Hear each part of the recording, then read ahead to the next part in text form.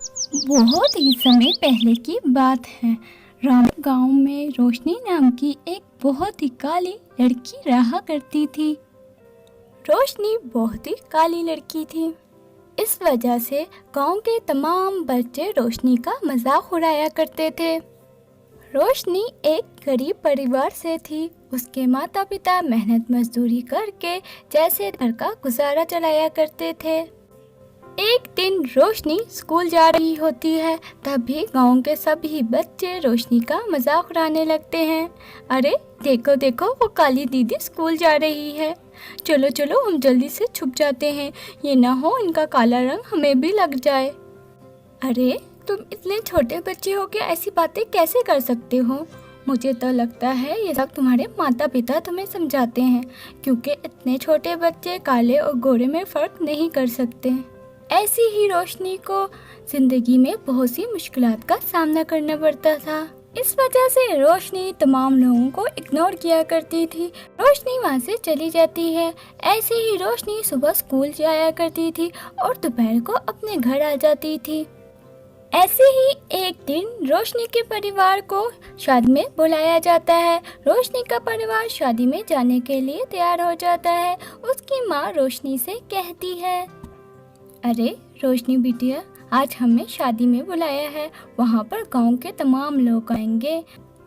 हो सकता है तुम्हारे लिए वहाँ पर कोई लड़का मिल जाए। मैं तुम्हारी शादी वक्त पर करना चाहती हूँ।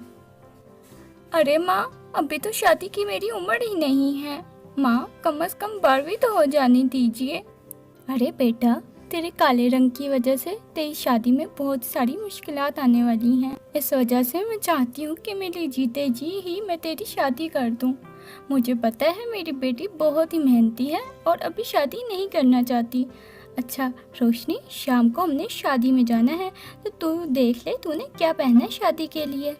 रोशनी की फैमिली शादी में जाने के लिए तैयार हो जाती है और वो सभी गाँव की शादी में पहुँच जाते हैं। रोशनी शादी में जाकर बहुत ही ज़्यादा है, क्योंकि वहाँ पर बहुत ही सारे लोग आए हुए थे। रोशनी भी अपने माता पिता के साथ खाने लगती है। तभी गांव की एक औरत रोशनी की माँ के पास आती है। कहती है, अरे रोशनी की माँ, तुम भी इस शादी में आई हुई हो? मुझे बताती, मेरी नज़र में एक लड़का था। अरे कोई बात नहीं, अगर हम यहाँ नहीं मिल सके तो आप मुझे उस लड़के से पर्सनली मिला दो। ठीक है, मेरी नज़र में मेरी रिश्तेदार का एक लड़का है जिसका नाम सनी है। उसने अभी 12वीं पास की है और अपने पिता का बिजनेस संभाल रहा है। मैं उन लड़के वालों को आपके घर भेज दूंगी। ठीक है। इसके बाद रोशनी के परिवार वाले शादी से आ जाते हैं और सब सो जाते हैं। फिर सुबह हो जाती है और तमाम लोग अपने अपने काम पर चले जाते। रोशनी के पिता मजदूरी के लिए चले जाते हैं और रोशनी की माँ काम करने लगती है और रोशनी स्कूल चली जाती है। इसके बाद दोपहर को रोशनी घर आती है। रोशनी की माँ रोशनी से कहती है, अरे बेटा, रिश्ते वाले आए हैं, जल्दी से तू सुंदर सा तैयार हो जा, ताकि वो तुझे पहली ही नज़र में पसंद कर ले और तेरी शादी हो जाए। अपनी माँ की ऐसी बातें सुनकर रोशनी सोचती है कि काला रंग उसके माता पिता के लिए परेशानी का सबब बन गया है। रोशनी अपनी माँ के बताए हुए तरीके से तैयार हो जाती है और चाय लेकर लड़के वालों के सामने आती है। रोशनी को देखकर लड़की की माँ कहती है, अरे ये मुझे कैसे काली लड़की दिखा दी? मेरा बेटा तो कितना गोरा है, मैं किसी भी काली लड़की से शादी नहीं करूंगी अपने बेटे की। अरे बहन जी, ऐसा मत कहो, पृथ्वी पर तो 2 रंग हैं, एक काला और एक गोरा। मेरी बेटी काली नहीं है, सांवली है। मेरी बेटी बहुत ही मेहनती है, वो हम सबका ध्यान बहुत ही अच्छे से रखती है, वो आपका भी बहुत अच्छे से ध्यान रखेगी। अरे नहीं नहीं, हमने अपने बेटे की शादी इस काली लड़की से नहीं करनी। इतना कहकर वो लड़के वाले वहाँ से चले जाते हैं। ये सब सुनकर रोशनी को बहुत ही ज़्यादा बुरा लगता है। वो रोते रोते घर से बाहर शहर के लिए चली जाती है। वो चलती चलती एक नदी के किनारे जाकर बैठती है और वहाँ पर जोर से रोने लगती है। काश मेरा रंग भी गोरा होता, क्योंकि इस दुनिया में काले रंग की कोई अहमियत नहीं है। अगर मेरा रंग गोरा होता तो मुझे इतनी ज़्यादा परेशानियों का सामना नहीं करना पड़ता।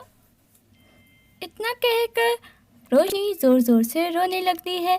तभी रोशनी की सारी बातें काली परी सुन लेती है। वो रोशनी के सामने प्रकट होती है और कहती है, रोशनी, मैं तुम्हारा दुख जानती हूँ। काला रंग बहुत ही ज़्यादा परेशानियों का है। तुम इस दुनिया में रहकर बहुत ज़्यादा परेशान हो। तुम्हें परी लोक में हर एक को गोरा रंग ही पसंद है, ना कि काला।